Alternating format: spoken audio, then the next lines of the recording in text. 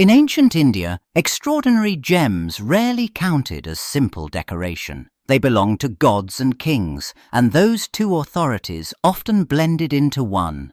Stones were set onto sacred idols as offerings, or locked into royal treasuries as proof that a ruler's power had divine approval.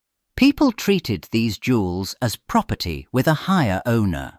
That idea changed everything. Taking one did not feel like theft, it felt like a violation. Because of that, protection did not rely only on guards or walls, it relied on belief. A gem taken from an idol carried the weight of sacrilege, and a gem taken from a treasury carried the weight of rebellion. Either way, the thief stepped outside human rules. If misfortune followed, it looked like a verdict. Illness, sudden loss, a failed harvest, an accident on the road, ordinary events turned into evidence that the stone had demanded payment. So the warning spread in a simple cause and effect.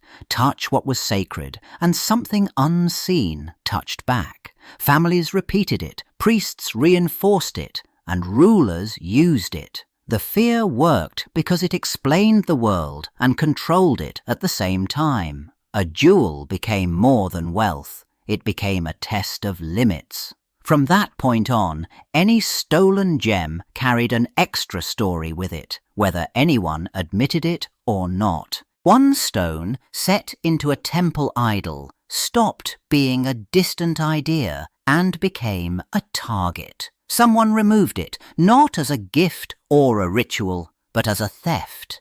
In that moment, its meaning changed. The jewel no longer belonged to a god in public view. It became a thing that had to be hidden, carried, and explained away. And once it left the temple, it entered the only place stolen holiness could go, the black market.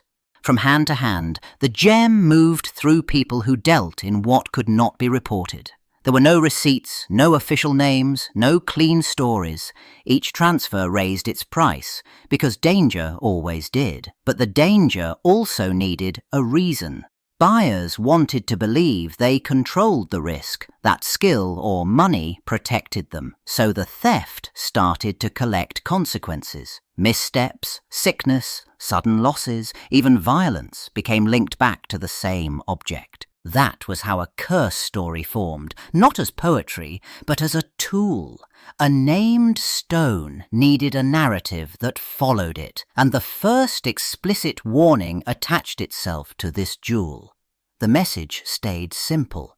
Taking it brought punishment. Holding it invited disaster. Selling it passed the problem on. The gem turned into loot, and then into evidence. Every bad outcome became proof that the idol had not been robbed quietly. It had been robbed loudly, in fate. In Europe, the stone stopped being a stolen relic and started becoming a product. It got recut to fit new tastes. Its shape altered until the old identity blurred. Then came the renaming. A fresh label made it easier to sell and harder to trace. On paper, it looked clean. In reality, it carried its origin like a hidden seam. The curse story did not disappear. It just lost its place in the transaction. Once it entered the hands of dealers and collectors, the price climbed fast. Scarcity did that. So did the whisper that this was no ordinary gem. In high society, cost itself became proof of importance, and the stone's past became a kind of dark feature, not a warning. Patrons competed to possess what others could not. The gem moved through gifts, inheritances, and private sales, each transfer pushing it higher, each new owner treating it less like a taboo and more like a trophy. That shift changed everything. Powerful buyers did not ask whether it should be owned. They asked who else wanted it. Wearing it became a public statement of reach and control. To refuse it would have meant accepting fear, and fear did not suit people who lived on reputation. So the curse adapted. It stopped acting like a rule and started acting like a rumor. something that followed the stone into drawing rooms and courts, always present, always denied, and still strong enough to make every misfortune feel connected. In France, the stone finally reached the highest possible owner, the crown.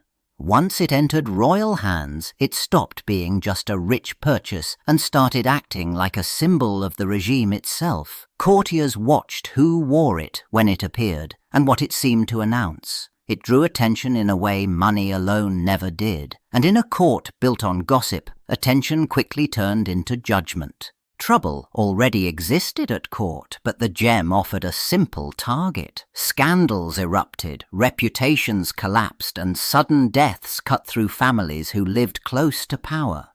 Each disaster had its own human causes: politics, jealousy, sickness, reckless choices. But people rarely stopped there.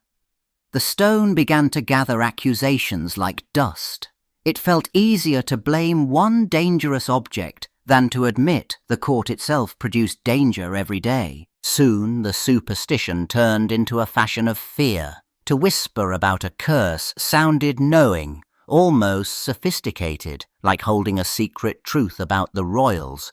The gem's presence became a test. Was it a gift of glory or a warning sign? Every new misfortune strengthened the story because it looked like a pattern. By the time the rumor fully settled, the stone carried a reputation that reached beyond jewels and into destiny. Then the French Revolution arrived, and the rules that protected royal owners collapsed overnight.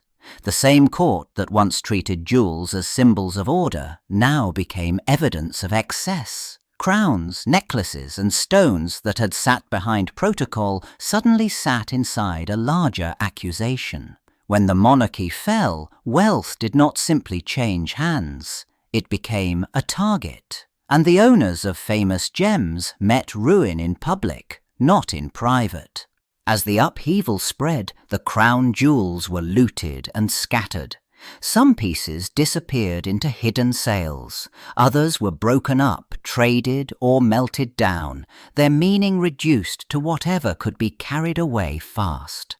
In that confusion, it became impossible to separate a stone's history from the violence around it. The same rumors that had followed certain gems at court now followed them into the streets. Fear traveled with the loot.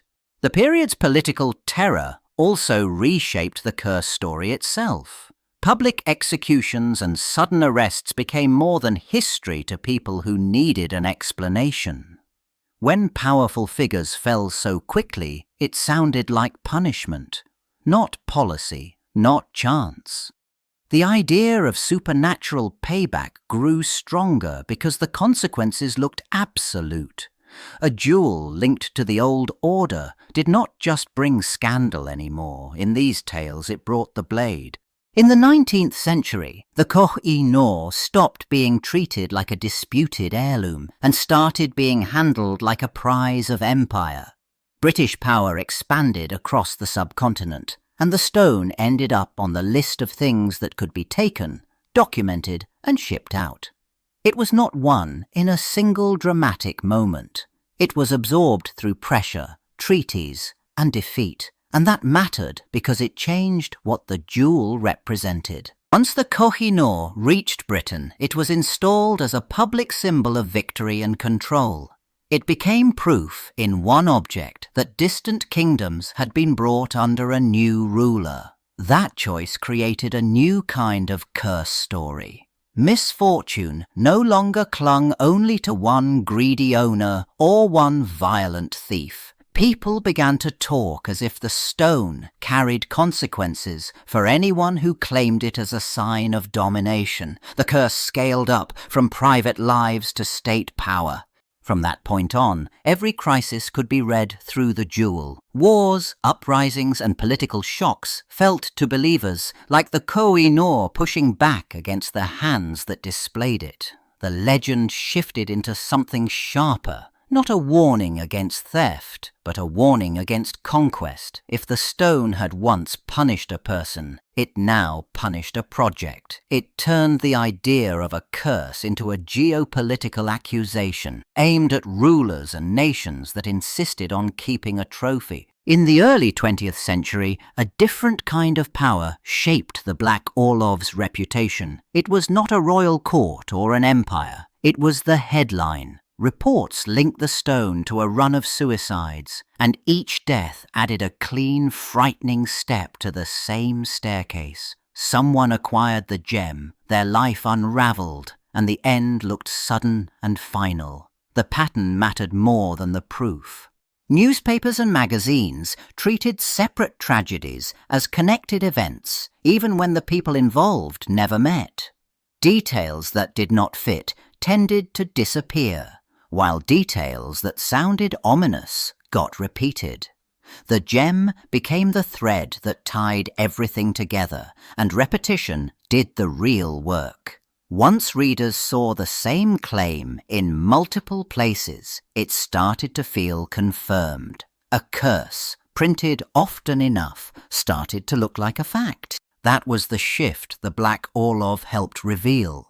Mass media took messy human lives and turned them into a familiar story shape.